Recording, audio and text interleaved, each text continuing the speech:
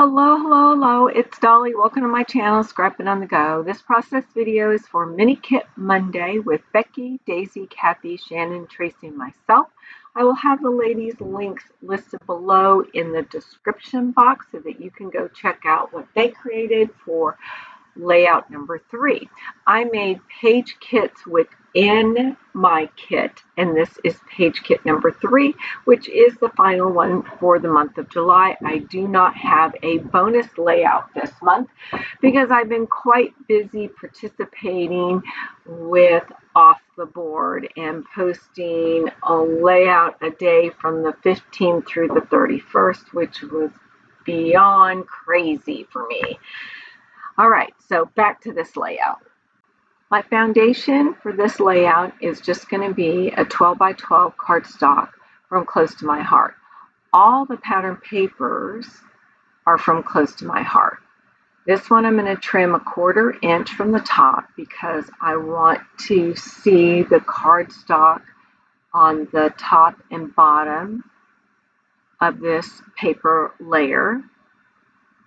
And then I'm going to use my ATG gun to adhere that down to the cardstock. Now, I walk away to get my ATG gun because for whatever reason it wasn't sitting on my desk. But anyhow, why I'm just ahead of myself, I want to answer a question from one of my viewers that asked me how long it takes me to scrapbook. In general, 80–90% of the time, it takes me about an hour and a half, give or take. Now, if I'm doing a simple design, I want to scrapbook, but I've lost my mojo, it may take me 30 to 45 minutes. And this is one of those layouts that it took me 38 minutes, and just because it was simple. It's a basic design.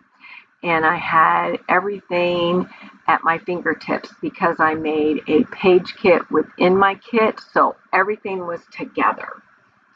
All right, so now I'm gonna double mat. I'm not double matting this photograph. I am matting this photograph onto pattern paper from Close to My Heart. And yes, if you've been following me, you're saying, Dolly, I think you've already scrapbook that memory. You are absolutely correct. And if you've been following me, you know that none of my other family members scrapbook, neither do my nieces, and they all request that I put little albums of special moments and memories together for them. And the neat part about it is none of my layouts that I scrapbook multiple times of the same photograph ever look the same. And part of that's because I never go back and look. So that helps. So even if it's a layout or a photograph that I've already documented and it's in my album, and let's say somebody sees it in my album, then they see it in my niece's or my sister-in-law's album, it's not going to look the same. It'll look different. So anyway, back to my layout here. So I have gotten out the Cartabella farmhouse, and that one chipboard looks like an embroidery hoop with a flower that's been stitched in the middle. Also from that chipboard set was the word happiness. And I'm looking and I don't see anything else that's catching my eye. And so I'm going to put that away. And then from those puffy stickers that I have right there, I'm going to use the word XOXO. And I'm going to actually flip the chipboard in the XOXO right now because I decided it looks better that way.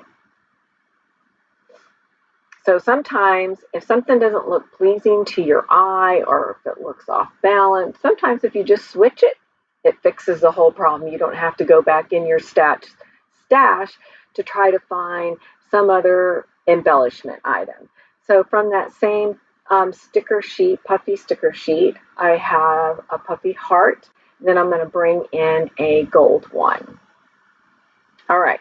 Now, this is where I veer off from my kit for the very first time.